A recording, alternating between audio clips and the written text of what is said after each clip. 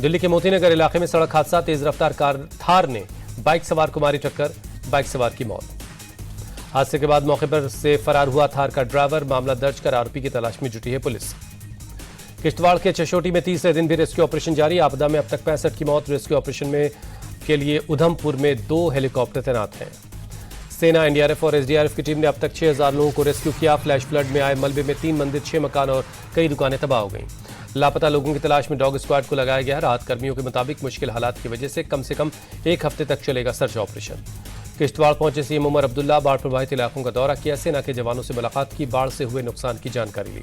CM Omar Abdullah बोले, rescue खत्म होने के बाद लापरवाही की जांच होगी। पीएम और गृह मंत्री ने हर मुमकिन मदद का भरोसा दिया है। उत्तरकाशी के हर्षिल में रेस्क्यू ऑपरेशन जारी, 16 लोगों को हेलीकॉप्टर से रेस्क्यू किया गया।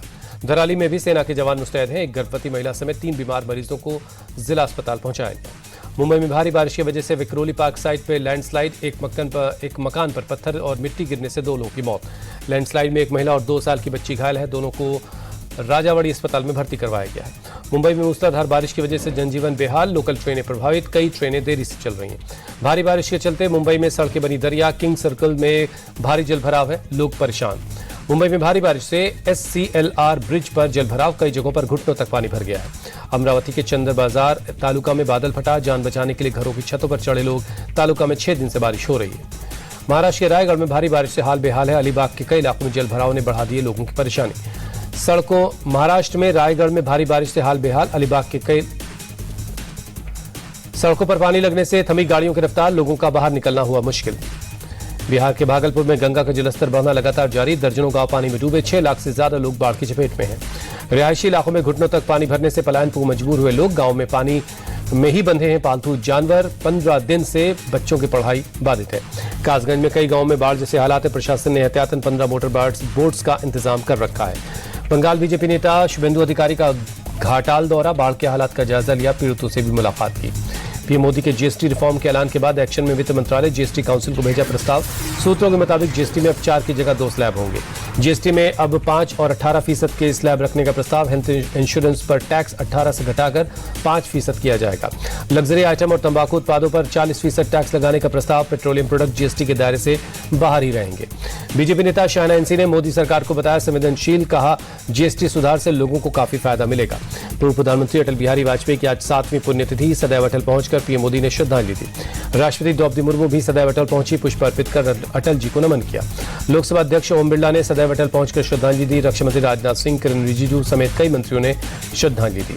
राष्ट्रपति भवन में एट होम रिसेप्शन का आयोजन, प्रधानमंत्री मोदी समेत कई केंद्रीय मंत्री शामिल हुए। अहमदाबाद में शुरू हुई ऑपरेशन सिंदूर स्वाभिमान यात्रा, 1000 से ज्यादा कार का काफिला यात्रा में शामिल। 29 अगस्त को दांडी में खत्म होगी ये यात्रा। अहमदाबाद के सिंधु भवन रोड से हुई यात्रा की शुरुआत। राज्यसभा सांसद नरहरि अमीन और विधायक अल्पेश ठाकुर समेत बीजेपी के कई नेता मौजूद रहे। ऑपरेशन सिंदूर स्वाभिमान यात्रा में 15 दिन के दौरान 3000 किलोमीटर की दूरी तय की जाएगी। गांव-गांव तक सेना के शौर्य के बारे में लोगों को बताया जाएगा। 500 से ज्यादा कार्यक्रम होंगे। मुंबई के वर्सोवा बीच पर ऑपरेशन सिंदूर थीम पर हुआ नाटक का मंचन। अभिनेता ब्रिजेंद्र काला समेत कई कलाकार ने शिरकत की। उत्तर प्रदेश सरकार में मंत्री ओम प्रकाश राजभर ने पूजा पाल के बहाने समाजवादी पार्टी पर साधा निशाना, बोले समाजवादी पार्टी को सच सुनने की आदत नहीं। ओम प्रकाश राजभर ने पूजा पाल को समाजवादी पार्टी से निष्कासित किए जाने पर कहा, यह पिछड़े, दलित और अल्पसंख्यकों का अपमान है। यूपी सरकार के मंत्री दानिश आजाद का अखिलेश पर तंज, का सीएम की तारीफ उनका कोई विधायक करे ये सपा को पसंद नहीं। रानी अवंतीबाई लोधी की आज जयंती, लखनऊ में डिप्टी सीएम केशव प्रसाद मौर्य और ब्रजेश पाठक ने उनकी प्रतिमा पर फूल चढ़ाकर नमन किया। तमिलनाडु के मंत्री पेरियासामी के ठिकानों पर ईडी की रेड, मनी लॉन्ड्रिंग केस में चेन्नई समेत कई जगहों पर एजेंसी ने की छापेमारी। नैनीताल में ब्लॉक प्रमुख चुनाव के बीच बवाल, अचानक हुई गोलीबारी में एक के पैर में गोली लगी। कांग्रेस का आरोप, चुनाव में धांधली करने की कोशिश की गई। ब्लॉक प्रमुख चुनाव में विवाद का मामला, कांग्रेस नेता यशपाल आर्य ने हल्द्वानी में एसएसपी ऑफिस के बाहर प्रोटेस्ट किया, पुलिस प्रशासन के खिलाफ नारेबाजी की। दिल्ली के हुमायूं के मकबरे के कैंपस में दीवार गिरने से हादसे में अब तक 6 लोगों की मौत, मरने वालों में 3 पुरुष और 3 महिलाएं हैं। पत्ते शाह दरगाह से सटे रेस्ट रूम की दीवार और छत गिरने से हादसा हुआ। पुलिस, फायर ब्रिगेड और एनडीआरएफ की टीम ने 6 लोगों को रेस्क्यू किया। बेंगलुरु के बन्नेरघट्टा बायोलॉजिकल पार्क में सफारी के दौरान तेंदुए का हमला, 13 साल का एक बच्चा जख्मी, इलाज चल रहा है। देश भर में कृष्ण जन्माष्टमी की धूम है। दीघा में जगन्नाथ मंदिर में दर्शन के लिए उमड़ा लोगों का सैलाब। जन्माष्टमी के मौके पर मथुरा में श्री कृष्ण जन्मभूमि मंदिर में हुई खास आरती। सैकड़ों की तादाद में लोग शामिल हुए। दिल्ली में इस्कॉन मंदिर में कृष्ण भक्तों का उमड़ा सैलाब। जन्माष्टमी के मौके पर श्रद्धालुओं ने दर्शन किया। मंदिर में गूंजा जय श्री कृष्णा का नारा। मुंबई के इस्कॉन मंदिर में कृष्ण जन्माष्टमी की धूम है। पूरे मंदिर को शानदार तरीके से सजाया गया है। जन्माष्टमी के मौके पर कोलकाता के इस्कॉन मंदिर में खास मंगला आरती हुई। बड़ी संख्या में लोग पहुंचे। बांग्लादेश के ढाका में भी श्री कृष्ण जन्माष्टमी की धूम। इस्कॉन मंदिर में 3 दिनों का उत्सव। दर्शन के लिए उमड़ रही लोगों की भीड़। जुलाई में थोक महंगाई दर घटकर -0.58% पर आ गई। 2 साल के सबसे निचले स्तर पर है। इससे पहले जून में 2023 में थोक महंगाई -4.12% पर आ गई थी। जुलाई में सालाना आधार पर निर्यात 7.29% बढ़कर 37.24 अरब डॉलर पर पहुंचा। 2 महीने से जारी गिरावट के सिलसिले को तोड़ा। व्यापार घाटा भी 8 महीने के उच्चतम स्तर पर। रेटिंग एजेंसी एसपी ने एसबीआई, एचडीएफसी समेत 10 बड़े वित्तीय संस्थानों पर रेटिंग बढ़ाई। कहा भारत के वित्तीय संस्थान अच्छी आर्थिक वृद्धि का फायदा उठाते रहेंगे। अक्टूबर में होगी भारत आसियान व्यापार समझौते की समीक्षा बैठक। इसी महीने 10 से 14 अगस्त तक चली थी 10वें दौर की बैठक। जुलाई में यात्री गाड़ियों की थोक बिक्री में गिरावट। 3,40,772 गाड़ियां बिकी। दोपहिया गाड़ियों की सेल 9% बढ़ी है। दोपहिया 16 और तिपहिया गाड़ियों की बिक्री में 17.5% की बढ़ोतरी। कारों का निर्यात 8% बढ़ा है। ट्रंप टैरिफ के बावजूद 1% की रफ्तार से बढ़ी जापान की इकोनॉमी। निर्यात 2% चढ़ा। पूंजी निवेश 1.3% बढ़ा। अमेरिका ने जापान पर लगाया 15% टैरिफ। राष्ट्रपति डोनाल्ड ट्रंप और राष्ट्रपति पुतिन के बीच अलास्का में चली 3 घंटे की मैराथन बैठक। रूस यूक्रेन युद्ध को खत्म करने पर नहीं हुआ कोई समझौता।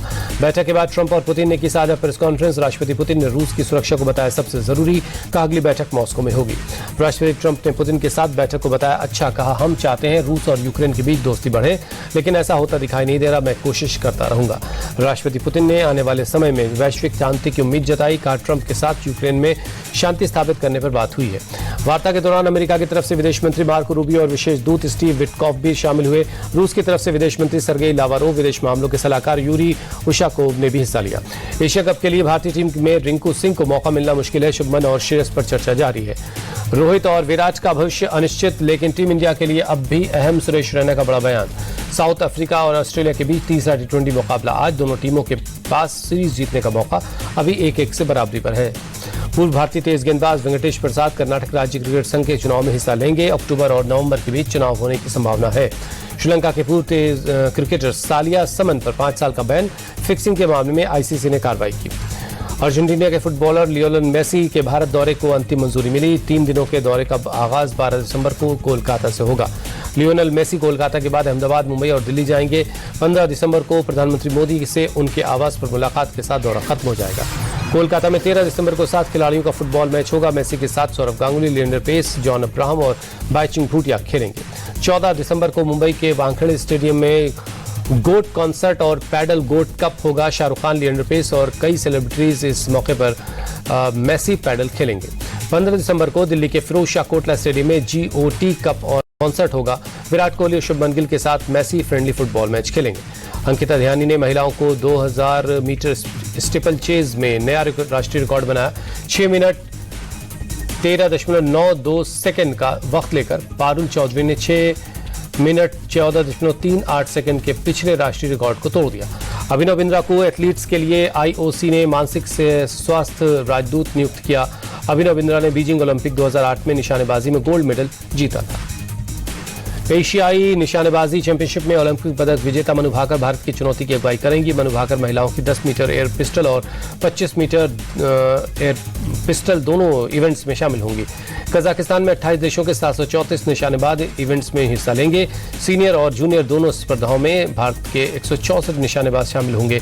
18 से 30 अगस्त तक प्रतियोगिता का आयोजन होगा। डायमंड लीग में नीरज चोपड़ा और अरशद नदीम का आमना सामना नहीं होगा। नीरज चोपड़ा टूर्नामेंट में हिस्सा नहीं ले रहे। एम प्रणेश ने चेन्नई ग्रैंड मास्टर में चैलेंजर्स कैटेगरी में खिताब जीता। मास्टर्स वर्ग में विंसेंट कीमर ने रे रॉबिन्सन पर आसान जीत के साथ अपने अभियान की शानदार शुरुआत की। सेंट लुई रैपिड और ब्लिट्ज टूर्नामेंट में गुकेश संयुक्त 6ठे स्थान पर खिसके। वापसी के लिए महज 9 गेम बाकी बचाए। सिंसिनाटी ओपन के टेनिस टूर्नामेंट में पुरुष वर्ग के सेमीफाइनल में पहुंचे जानिक सिनर कनाडा के ऑगर एलियासेम को शिकस्त दी।